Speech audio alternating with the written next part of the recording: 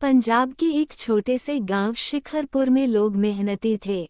खेतों में काम करना, पशुपालन करना और मेलों में जाना उनकी दिनचर्या थी। लेकिन इस गांव की सबसे बड़ी समस्या थी अंधविश्वास।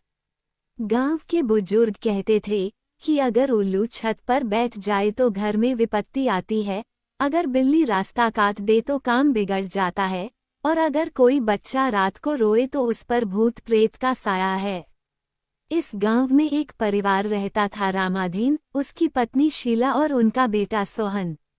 रामाधीन पढ़ा लिखा था, लेकिन गांव के दबाव और परंपराओं के कारण वह भी कई बार अंधविश्वासों में फंस जाता। सोहन, जो 10वीं कक्षा में पढ़ता था, विज्ञान का शौकीन था। उसे किताबों से पता चलता था कि अंधविश्वास का कोई वैज्ञानिक आधार नहीं होता। एक दिन गांव में पड़ोस का एक बच्चा अचानक बीमार पड़ गया। उसका बुखार बढ़ता गया। डॉक्टर को बुलाने की बजाय गांव के लोग झाड़ फूंक वाले बाबा को बुलाने लगे। बाबा ने कहा, इस बच्चे पर चुड़ैल का साया है। इसे ठीक करने के लिए हमें रात भर मंत्र पढ़ने होंगे और बलि देनी होगी। रामाधीन का मन खिन्न हो गया। वह जानता था कि बच्चे को डॉक्टर की जरूरत है, लेकिन गांव के लोग बाबा की बात मानने लगे। सोहन ने विरोध से कहा, पिताजी, उसे समझाए, ये बीमारी है, इसे डॉक्टर ही ठीक कर सकता है। अगर हम बाबा की बात मानेंगे तो बच्चे की जान जा सकती है। रामाधीन असमंजस में था, एक ओर गांव का दबाव, दूसरी ओर बेटे की तर्कपूर्ण बातें। गांव वाले बाबा की पूजा पाठ में लग गए। उन्होंने बच्चे को दवा देने से मना कर दिया। रात भर मंत्रोच्चार हुआ, बलि की तैयारी हुई, लेकिन बच्चे की हालत बिगड़ती गई।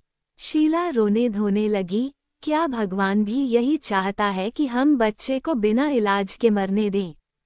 मोहन ने हिम्मत दिखाई। वह चुपके से बच्चे को साइकिल पर बैठाकर शहर के अस्पताल ले गया। डॉक्टर ने तुरंत इलाज शुरू किया। कुछ ही घंटों में बच्चे की हालत सुधरने लगी। गांव वाले जब ये देखे तो हैरान रह गए और बाबा की पोल खुल गई।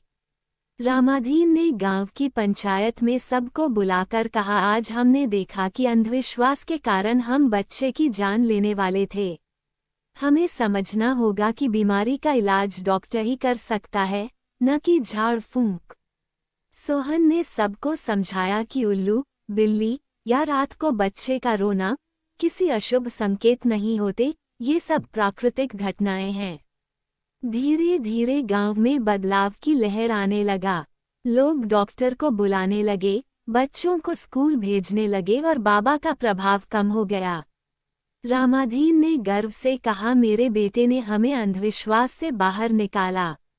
यही असली शिक्षा है। ये कहानी हमें ये सिखाती है कि अंधविश्वास केवल डर और भ्रम फैलाता है। विज्ञान और तर्क ही हमें सही दिशा दिखाते हैं। समाज तभी आगे बढ़ेगा जब हम अंधविश्वास की जंजीरों को तोड़कर ज्ञान और विवेक को अपनाएंगे। दोस्तों, कहानी अगर अच्छी लगी हो तो कृपया लाइक का बटन दबाकर जरूर दिखाएं कि कहानी आपको पसंद आई है, या कमेंट बॉक्स में हाँ जरूर लिखें।